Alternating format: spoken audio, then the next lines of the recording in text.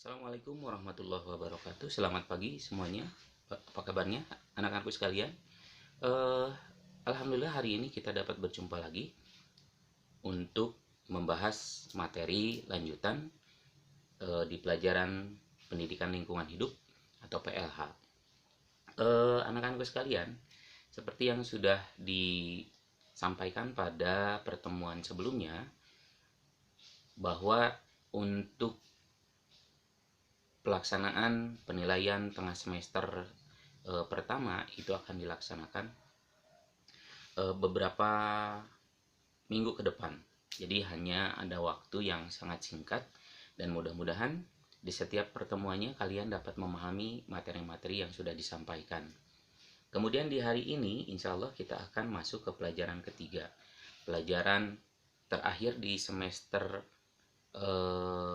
pertama ini. Dan sekali lagi bukan terakhir pembelajarannya ya, tetapi materi untuk semester 1 itu kita akan coba sampaikan di pertemuan kali ini. Semuanya terpenuhi sehingga pada pertemuan berikutnya kita tinggal melakukan latihan-latihan saja untuk melengkapi penilaian harian kalian. Baik nak, untuk hari ini pelajaran yang akan kita bahas yaitu menanggulangi pencemaran lingkungan. Ya, seperti yang sudah diketahui oleh kita semua bahwa pencemaran udara saat ini sudah sangat berada di titik mengkhawatirkan. Kenapa? Karena memang keadaannya sudah sangat parah, ya, terutama apabila kita melihat kebiasaan-kebiasaan yang berada di sekitar kita. Meskipun ada beberapa langkah yang diambil oleh pemerintah, khususnya pemerintah kota, untuk menanggulangi pencemaran yang terjadi. Ya, nah sebenarnya apa sih pencemaran itu? Kalau kita lihat secara bahasa, pencemaran itu adalah sesuatu zat yang kemudian masuk ke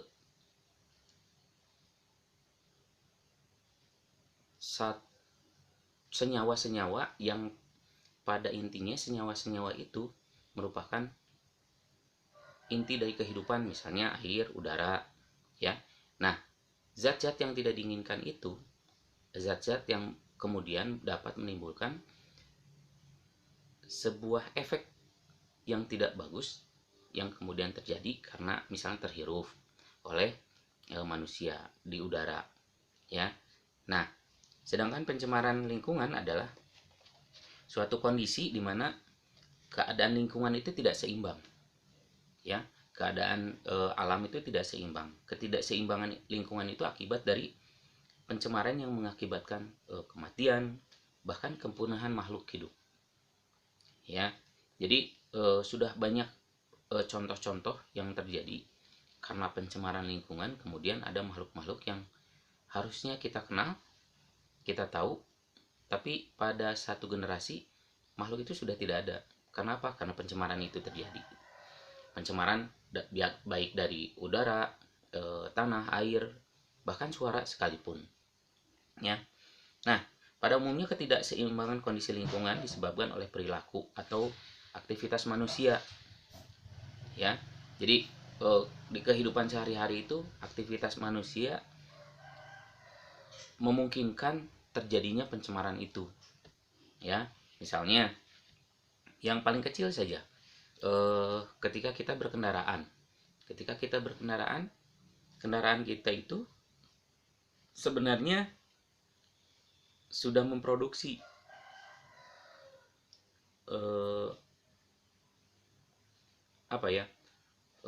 sudah menghasilkan pencemaran yang kemudian mempengaruhi udara di sekitar kita, ya. Dari mana? Ya, dari kendaraan yang kita pakai, kendaraan bermotor, ya, kendaraan bermotor yang kita pakai. Karena apa? Kendaraan bermotor itu menggunakan bahan bakar minyak. Kemudian bahan bakar minyak itu melalui proses untuk menjadi tenaga gerak itu melewati panas, kemudian ada hasil dari sana berupa asap. Meskipun sekarang sudah terbilang maju, canggih, peralatan-peralatan di modifikasi sedemikian sehingga dapat mengurangi polusi, tetapi meskipun sedikit polusi itu tetap terjadi. Ya, artinya pencemaran itu tetap terjadi meskipun ada upaya-upaya yang dilakukan oleh manusia untuk meminimalisirnya. Ya. Nah, apa saja sih aktivitas manusia yang menyebabkan timbulnya pencemaran? Pertama, aktivitas pertanian. Aktivitas pertanian yang seperti apa? Ya, aktivitas pertanian yang ketika proses pemberian pupuk, yaitu menggunakan pupuk-pupuk yang ada kandungan kimianya, sehingga secara tidak disadari itu akan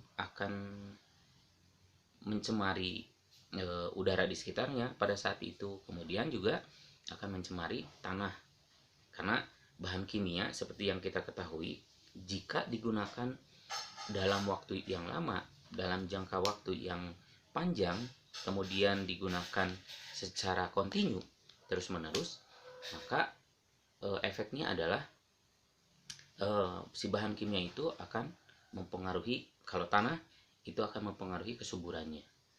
Ya, tanah akan berkurang kesuburannya karena apa? Pengaruh dari bahan-bahan kimia dimaksud. Ya, nah, apa saja jenis dari pupuk-pupuk atau pestisida yang digunakan yang mengandung zat kimia itu? Misalnya pupuk anorganik, kemudian pestisida, fungisida, atau insektisida. Ya, anorganik itu yaitu ada kandungan kimianya. Kalau yang organik tentu lain lagi ceritanya. Ya, nah, aktivitas pertanian itu tadi sudah disampaikan dapat menimbulkan pencemaran tanah dan air juga. Jadi tanah ketika residu dari pupuk yang tadi disebutkan itu kemudian jatuh ke atas air, di atas air dia akan larut. Kalau larut itu dia akan langsung berhubungan menyentuh tanah, ya, dan akhirnya seperti yang tadi disampaikan akan terjadi pencemaran. Kemudian yang berikutnya, setelah aktivitas pertanian yang mempengaruhi pencemaran atau aktivitas manusia yang menyebabkan pencemaran itu apa? Yang tadi pertama aktivitas pertanian. Ya, kemudian yang kedua adalah aktivitas industri dan pertambangan. Industri pertambangan, industri yang secara yang kita ketahui, pertambangan itu menghasilkan penghasilan untuk pemasukan untuk negara yang sangat tinggi gitu ya. Tapi kok ternyata merupakan salah satu aktivitas manusia yang menyebabkan pencemaran. Aktivitas industri dan pertambangan dapat menimbulkan pencemaran jika sisa-sisa limbah industrinya itu tidak diolah dengan benar. Kalau tidak salah di pertemuan sebelumnya Bapak sudah sampaikan, misalnya ada pabrik kain nih yang melakukan kegiatan rutinitas sehari-harinya membuat kain, dan kalau membuat kain itu kan ada proses di mana kain itu akan diberi warna dan lain sebagainya. Nah, warna yang digunakan adalah pewarna sintetis. Pewarna sintetis yang notabene apabila pengolahannya ketika sehabis digunakan itu kemudian tidak benar, maka yang terjadi berikutnya adalah selesai digunakan kemudian dibuang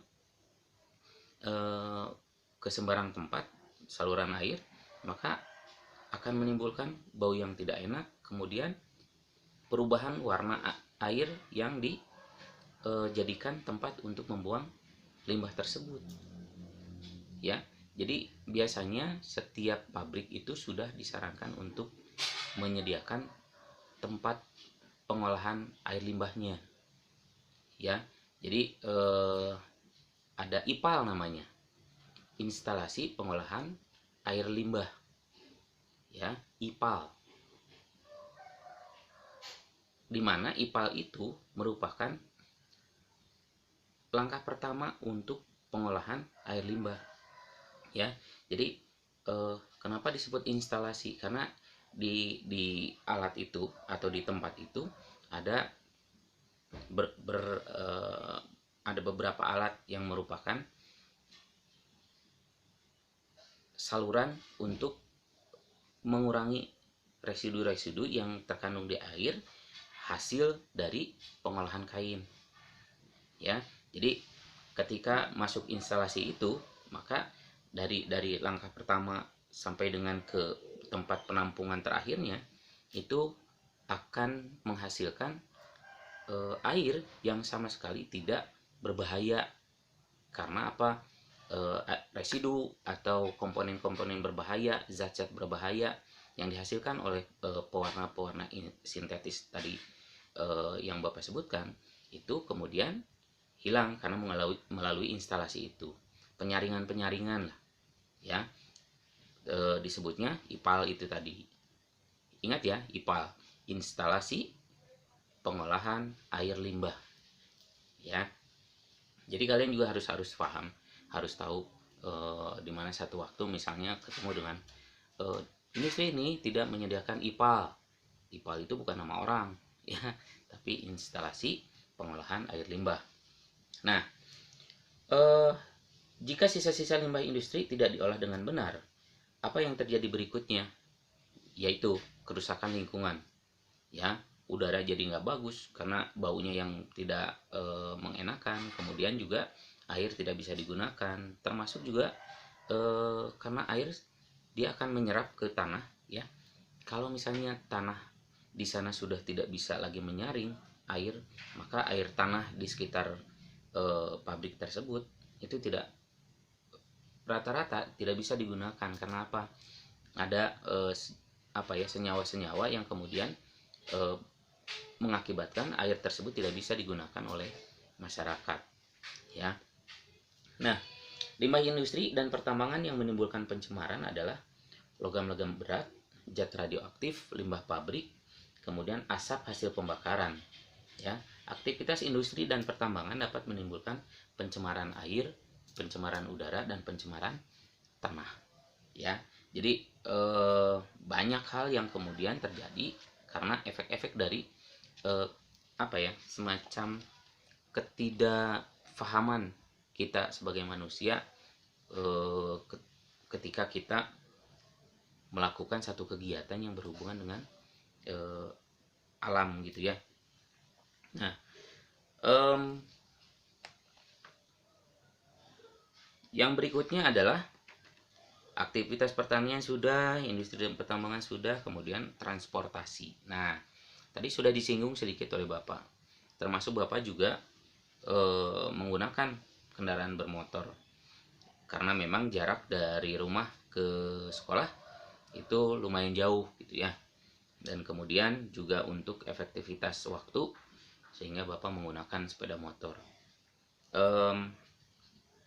Aktivitas transportasi itu tidak terjadi di Indonesia saja. Jadi seluruh dunia itu hampir semuanya menggunakan, gitu ya. Meskipun ada beberapa negara di Eropa misalnya ada kebiasaan-kebiasaan yang masyarakatnya itu terbiasa menggunakan kendaraan-kendaraan yang tidak mengeluarkan polusi, ya, tidak mengeluarkan polusi.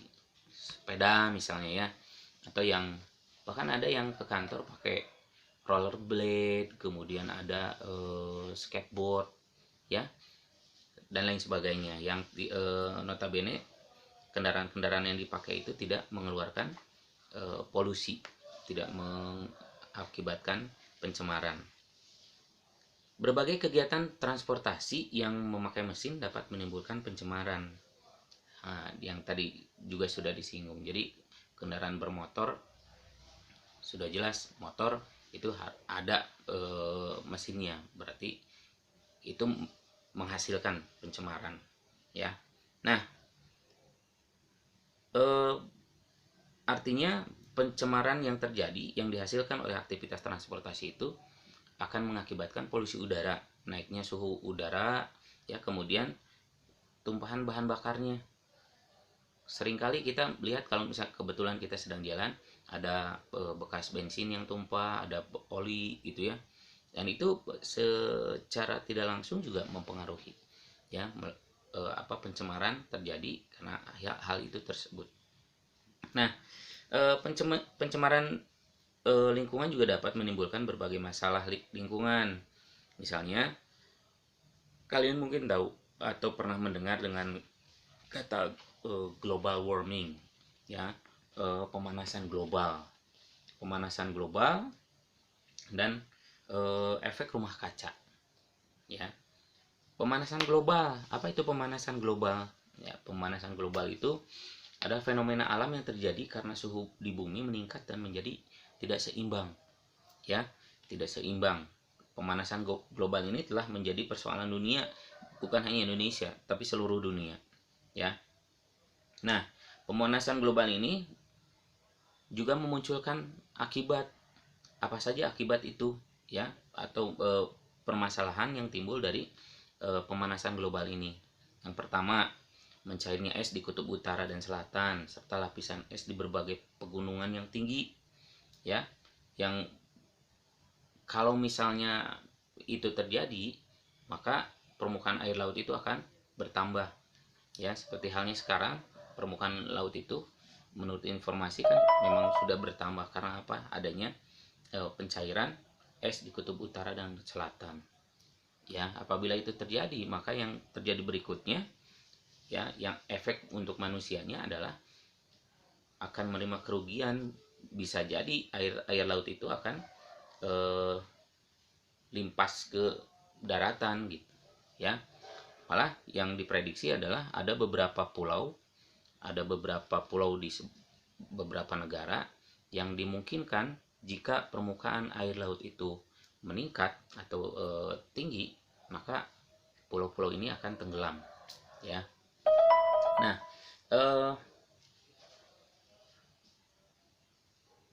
kemudian perubahan suhu di laut, ya, perubahan suhu di laut. Akibat pemanasan global akan berdampak pada ekosistem di laut. Perubahan ekosistem di laut ditandai dengan berubahnya pola penyebaran ikan, ya. Perubahan penyebaran ikan ini menyebabkan para nelayan kesulitan untuk menangkap ikan di laut, ya. Bisa jadi karena suhunya terlalu dingin, maka ikan-ikan yang suka dengan lingkungan yang suhunya hangat, dia akan mencari lautan yang atau perairan yang suhunya lebih hangat, ya. Atau sebaliknya, apabila di lingkungan yang harusnya lingkungannya dingin, tapi kemudian karena efek dari yang tadi pemanasan global itu jadi lebih hangat, maka dari yang hangat dia akan mencari yang suhunya agak dingin gitu. Begitupun sebaliknya, dari yang dingin mencari yang lebih hangat. Ketika itu terjadi, maka yang kesulitan adalah para nelayan. Kenapa? Ketika satu waktu suhu udara sedang sejuk misalnya, si ikan-ikan itu mencari tempat yang agak hangat, maka nelayan ini akan kebingungan gitu, kesulitan menangkap ikan yang biasanya puluhan ton, ini hanya 1-2 ton saja, yang efeknya di kehidupan sehari-hari para nelayan itu sendiri. Kemudian perubahan iklim, ya. Jadi pertama tadi mencairnya es di kutub utara dan selatan, itu yang menjadi akibat dari permasalahan lingkungan, ya. Kemudian yang kedua perubahan suhu di laut, yang ketiga ada perubahan iklim. Akibat pemanasan global ini, iklim di belahan dunia dapat berubah dan tidak sesuai dengan siklus lagi. Seperti halnya di kita, misalnya biasanya setiap bulan yang di belakangnya ber itu musim hujan, ya. Dimulai dari Oktober, Agustus, Oktober itu sudah masuk masa musim penghujan. Tapi sekarang berubah, ya, bukan sebaliknya, tapi tidak tahu kapan musim hujannya. Sukar diprediksi, tiba-tiba saja hujan setiap hari, ketika beberapa saat berikutnya panas, hujannya nggak ada, ya. Jadi perubahan pola iklim salah satu yang disebabkan oleh perubahan lingkungan, seperti daratan yang berubah fungsi. Misalnya hutan telah berubah menjadi lahan pertanian atau perkebunan. Kalau sekarang jadi perumahan-perumahan gitu ya. Mungkin kalian pernah lihat juga ketika satu waktu berjalan, lihat di gunungnya masih rindang, tapi beberapa waktu berikutnya ketika kamu lewat lagi, ternyata lahan itu sudah berubah jadi perumahan gitu ya. Itu ya. Kemudian berikutnya yang keempat adalah semakin mudahnya penyakit menyebar. Sekarang sedang mewabah COVID, sehingga mengakibatkan tidak bisanya kegiatan-kegiatan yang biasa dilakukan itu kemudian terbatasi. Seperti halnya sekarang kita belajar melalui jaringan, sehingga yang perlu kita perhatikan adalah menjaga, menghindari bagaimana caranya supaya kita tidak terinfeksi atau terkena oleh virus, ya. Jadi ini merupakan sebuah upaya, tapi mudah-mudahan upaya ini menghasilkan, karena menurut informasi semakin kesini semakin berkurang, dan mudah-mudahan kita sudah bisa melakukan kegiatan pembelajaran tatap muka seperti biasa dalam waktu yang dekat, insya Allah ya. Didoakan saja. Jadi akibat pemanasan global ini, daerah yang bersuhu dingin bisa menjadi bersuhu sedang, bahkan masuk ke hangat, ya. Hal ini bisa menyebabkan berbagai virus dan bakteri sumber penyakit yang awalnya hanya ada di daerah tropis itu kemudian bisa menyebar, ya. Yang tadi itu yang seperti Bapak bilang, kalau misalnya sekarang virus corona ini menyebar, dimungkinkan karena ini salah satunya gitu, merupakan efek dari perubahan udara yang notabene hasil dari pencemaran udara atau global warming ini, ya. Nah, kemudian setelah semakin mudahnya penyakit menyebar, di poin nomor 4, nomor 5 adalah krisis air, ya. Krisis air di rumah Bapak sudah terjadi, apalagi di perkotaan, ya. Krisis air itu sudah terjadi. Kalau di daerah-daerah pegunungan yang sumber airnya masih bagus karena hutannya juga masih bagus, itu tidak jadi soal gitu ya. Jadi kalau kalian main ke daerah Cijambe di atas, karena di sana terkenal itu pengusaha-pengusaha air. Jadi kalau ada di komplek-komplek yang jualan air, biasanya sumber airnya itu ngambilnya di daerah Cijambe, ya. Itu airnya sangat luar biasa bagus, karena apa? Di atasnya hutan-hutannya masih terjaga dengan baik.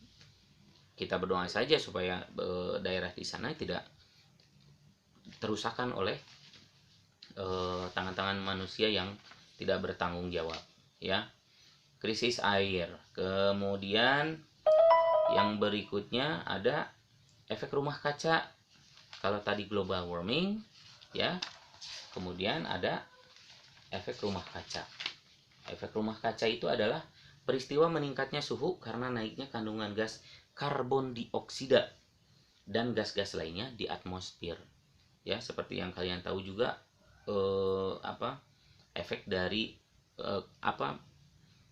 akibat yang muncul dari efek rumah kaca ini adalah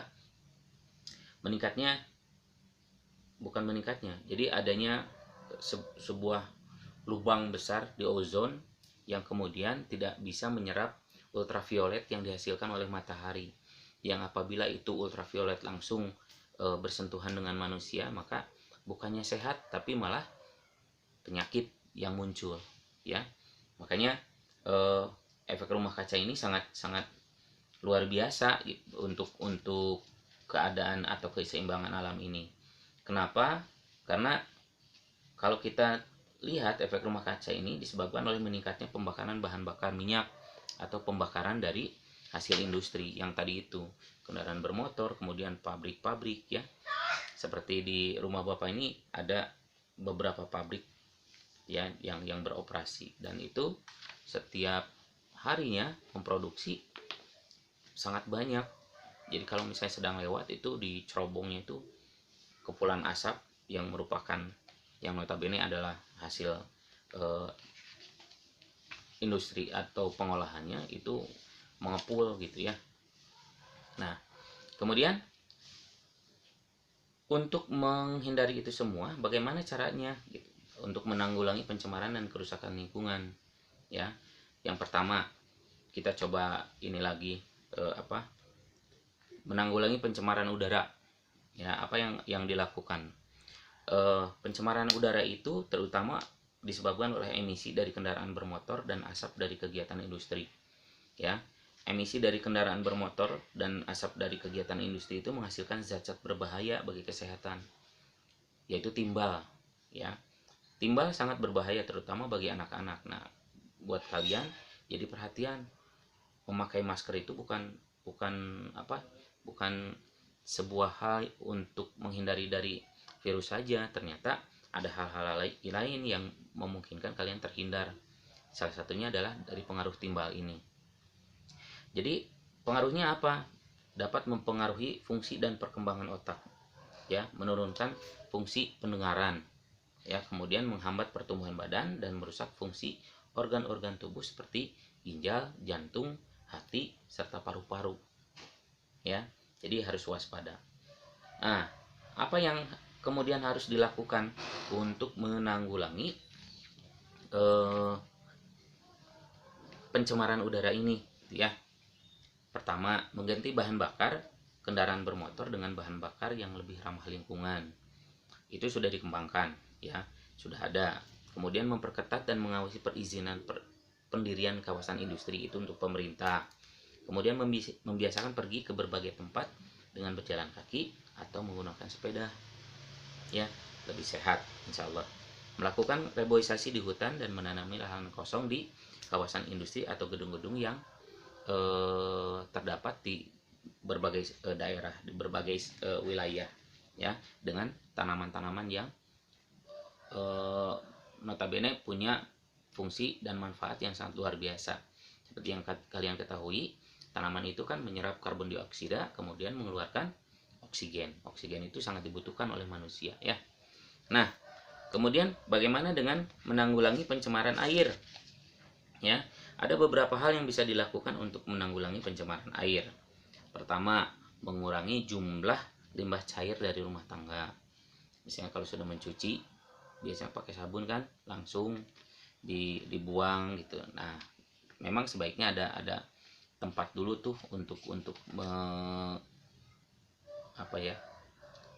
mengendapkan residu-residu dari deterjen itu. Kemudian mengolah limbah industri dan tidak membuang limbah tersebut ke sungai. Yang tadi itu ya, IPAL, instalasi pengolahan air limbah. Kemudian mendaur ulang sampah anorganik ya. Kemudian yang berikutnya adalah menanggulangi pencemaran tanah. Apa yang dilakukan? Nah, ada beberapa cara untuk menanggulangi pencemaran tanah. Mendaur ulang sampah anorganik menjadi bermacam benda yang bermanfaat, kemudian menggunakan pupuk alami untuk pertanian. Misalnya saja daun-daun yang kering itu bisa dikubur, kemudian dikasih ada zat untuk menghasilkan si sampah itu, kemudian bisa digunakan menjadi pupuk ya. Kemudian tidak membuang limbah sisa industri ke tanah ya. Di bengkel misalnya yang pernah juga Bapak sampaikan, itu membuang oli bekas itu ke tanah langsung ya. Kemudian berikutnya adalah menyenangi penanggulangan pencemaran dan perusakan lingkungan. Kelestarian alam itu tanggung jawab manusia ya. Jadi bukan tanggung jawab pemerintah saja. Bagaimana caranya untuk senantiasa menjaga lingkungan kita itu bersih? Maka harus ada kemauan dari kita semua untuk menjaga lingkungan kita itu menjadi bersih, sehingga manfaat yang dirasakan itu akan langsung kita rasakan ya. Nah, ada berbagai macam hal yang bisa kita lakukan untuk hal itu. Jadi intinya mari kita sama-sama untuk menjaga keberlangsungan dan keseimbangan alam ini dengan senantiasa menjaga lingkungan kita menjadi tetap bersih, tetap nyaman, sehingga kita tinggal di atas bumi ini dalam keadaan senang, ya. Kemudian lingkungan juga bersih, terawat, sehingga kita juga akan tetap sehat. Baik, nak, untuk pertemuan kali ini sepertinya kita sudah selesaikan, dan insya Allah di pertemuan berikutnya kita akan masuk ke kegiatan latihan-latihan untuk menghadapi pelaksanaan penilaian tengah semester 1, ya. Jadi untuk sekarang PLH tidak ada tugas untuk kalian, hanya kalian silahkan mencermati berita-berita yang berhubungan dengan lingkungan hidup, ya. Baik, nak, terima kasih untuk perhatiannya. Tetap semangat, tetap jaga kesehatan, jangan kemana-mana kalau tidak ada keperluan yang sangat penting. Kalaupun kalian harus keluar rumah, tidak lupa memakai masker, kemudian selalu mencuci tangan, dan jaga kesehatan kalian dengan baik sampai kita bisa belajar bertatap muka di pertemuan berikutnya. Itu saja, terima kasih, nak. Assalamualaikum warahmatullahi wabarakatuh.